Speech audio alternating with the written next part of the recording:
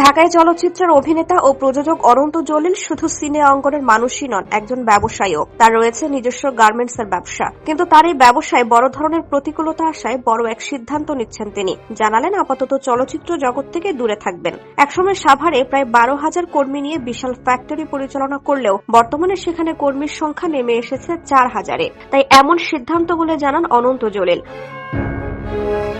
সম্প্রতি সাংবাদিকদের এই অভিনেতা জানালেন, বর্তমান পরিস্থিতিতে ব্যবসার দিকেই তার পূর্ণ মনোযোগ দেওয়া প্রয়োজন। পরিস্থিতির উন্নতি না হওয়া পর্যন্ত রূপালী পর্দায় ফেরার সুযোগ দেখছেন না তিনি। এমনকি বর্তমানে হাতে থাকা বা পেন্ডিং কাজগুলোও শেষ করতে পারছেন না তিনি। তার কথায়, সিনেমা করলেও আমি কখনো সিনেমার জন্য পাগল ছিলাম না। আমি বিজনেস মাইন্ডের মানুষ। শুটিং এর ফাঁকেও ব্যবসার খোঁজ নিতাম। ব্যবসা ভালো অবস্থায় না ফেরা পর্যন্ত সিনেমায় ফেরা আমার জন্য ঠিক হবে না। নিজের কাজের ধরন সম্পর্কে তিনি আরো বলেন, যখন কোনো কাজে সংকট আসে তখন সেই কঠিন সময় কাটিয়ে ওঠার দিকেই মনোযোগ দেয়াই আমার স্বভাব।